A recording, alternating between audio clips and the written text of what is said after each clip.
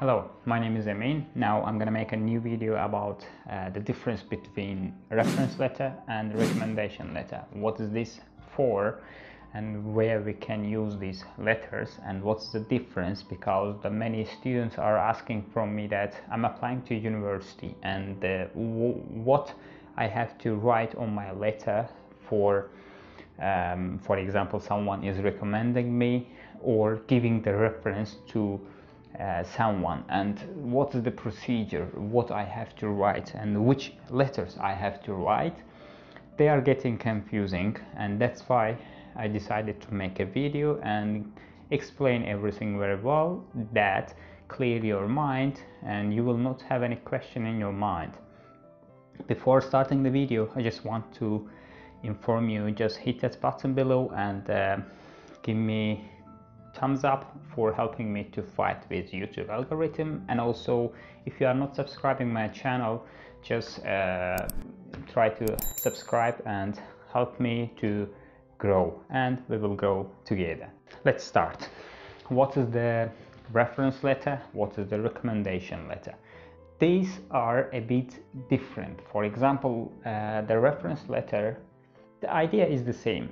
Someone is recommending or giving the reference of your working performance, studying performance. For example, you are applying to university and you have to know that some scholarship programs or even the university admissions are asking from you to provide 2 recommendation letter, and even they can ask more and they can highlight that 2 academic recommendation letter and 1 professional reference letter. This reference letter you can ask from the supervisor, head of department, your HR manager, or someone in your company where you are working for.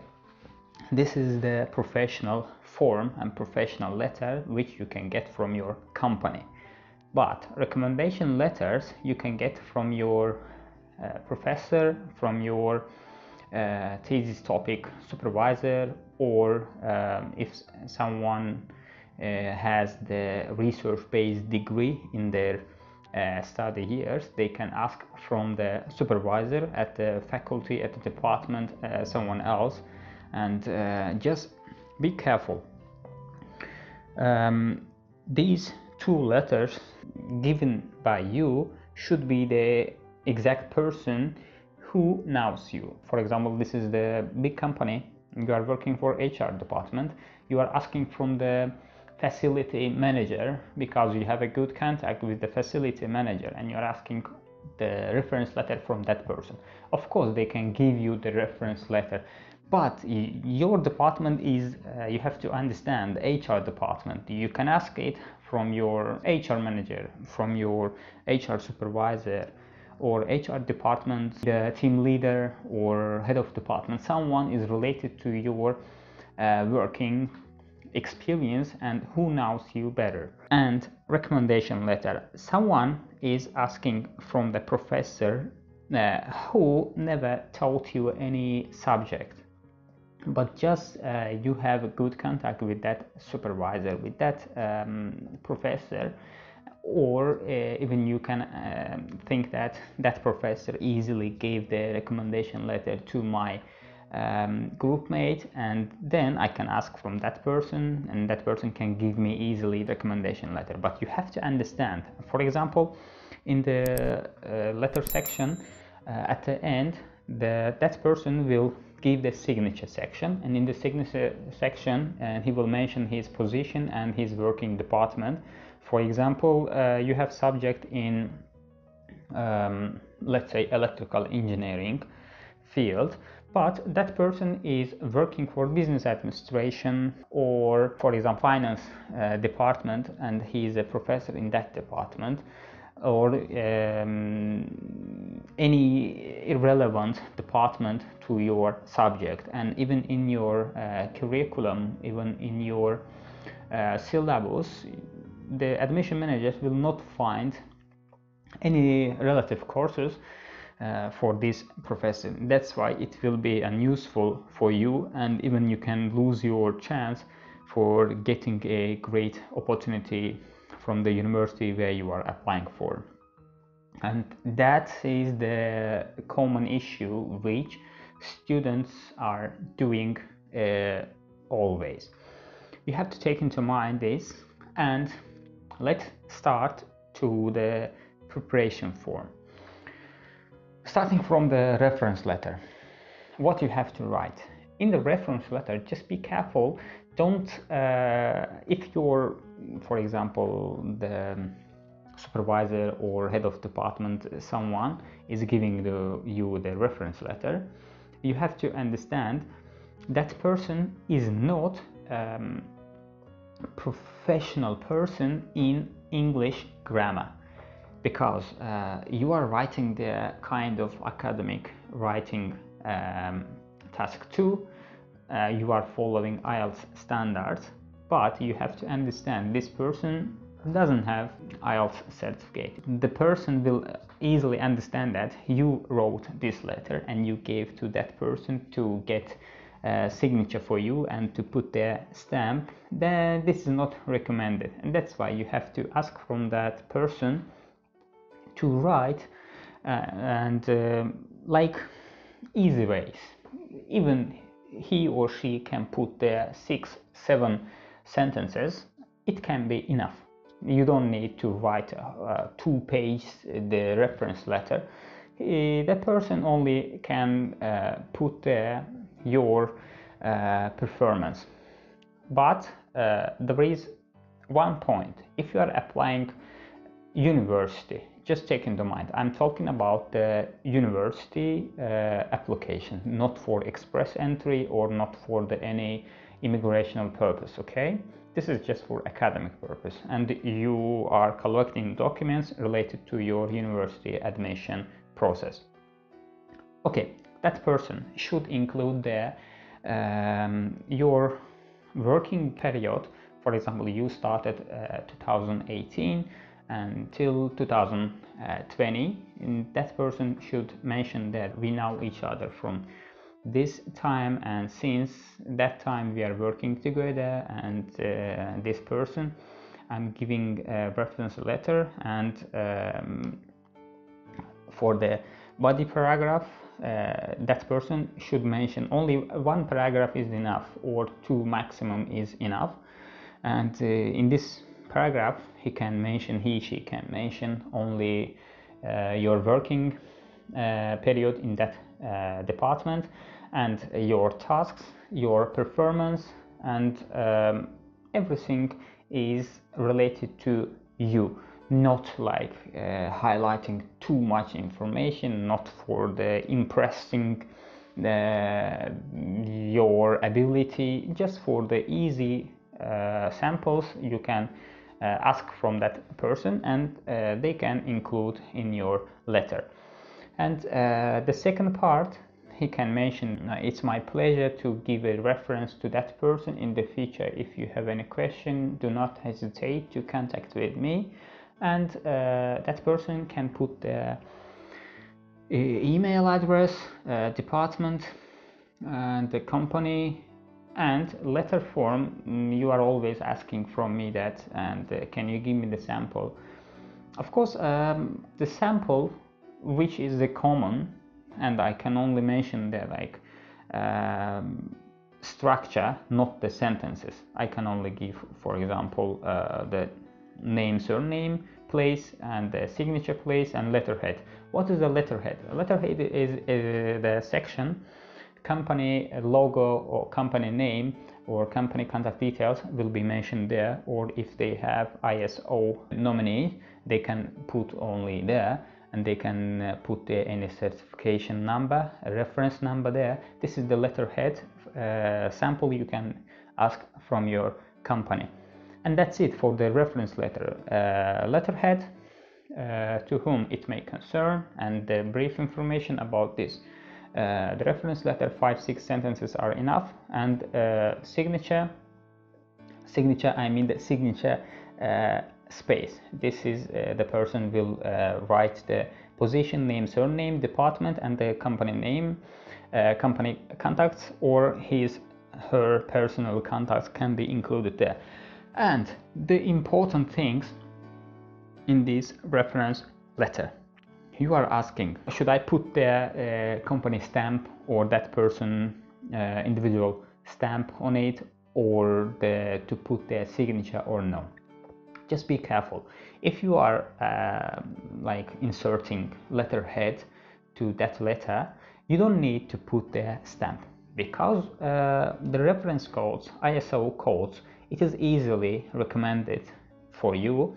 If in letterhead it is mentioned, you don't need to put their stamp, or if they are putting the stamp, doesn't make any sense. And the signature also is a big deal. For example, you are using someone's signature or just imaginary signatures, that is a problem, and that's why that person should put their signature and company letterhead. That's enough. In that case, you can ask from the HR department manager to put extra name, surname, and the position, and the signature, that is extra. It can or cannot be on your letter. It's absolutely depending on your relation with the departments, and if you have a good friendship relation with your managers, you can ask from the person who is giving you the reference, the name, surname, signature, and the HR manager's name, surname, position, and signature. That's enough. This is for the reference letter. Okay, let's go to recommendation letter. This is a bit different, because comparing with the reference letter, this letter is a bit different because of its structure. For structure, you have to still put there letterhead. There will be university logo, university department, some information which department this letter is coming from, and the contact details. Contact details can be the phone number, email address, and post address can be inserted on the letterhead. Then the second part, there should be the recommendation part, the sentences which your supervisor or any professor are writing for you. Just be careful in that letter. Also, you have to give like easily understandable sentences, not making confused of the university admission managers if they are reviewing your letter and you are using some hard sentences and not easily understandable sentences. That is the confusion. For example, if you are receiving a document and someone put their different synonyms of the, for example, this is English B1 word, but you are changing it to C1 synonyms. In that case, it can't be irrelevant, and if you are reading that letter, you can get irritation and you can get angry that what is this and what does it mean? They are putting their relevant or irrelevant, they are just putting their advanced level words. That is not recommended. Just put there something easily understandable words, sentences, and that's it. You have to mention there the period you know each other with that supervisor or the referees who is giving you the recommendation letter, and from what time till what time you know each other, and from which subject you know each other, and that person how long taught you this subject, and how did you know each other a bit closer.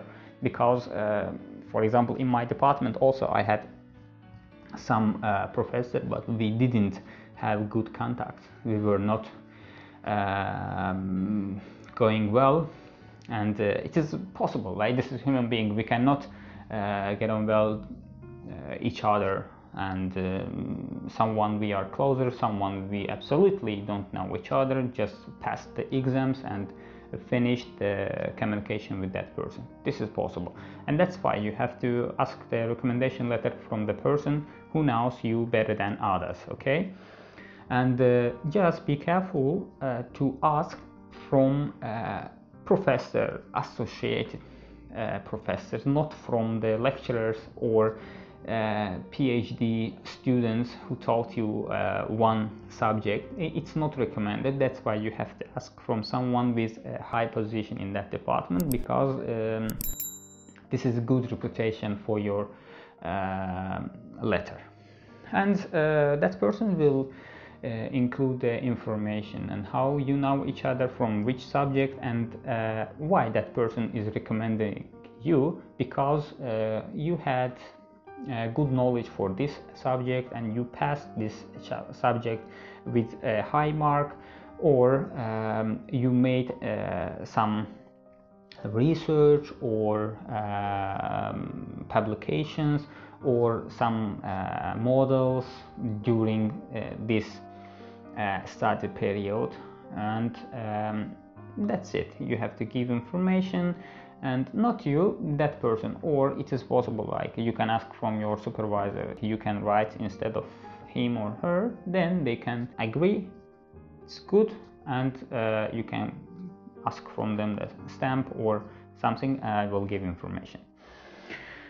Okay, this part is finished, and again the second part, you can write if you have any concern about this person's candidature, you can easily contact with me below mentioned contact details. You can write me, but there is one point as well.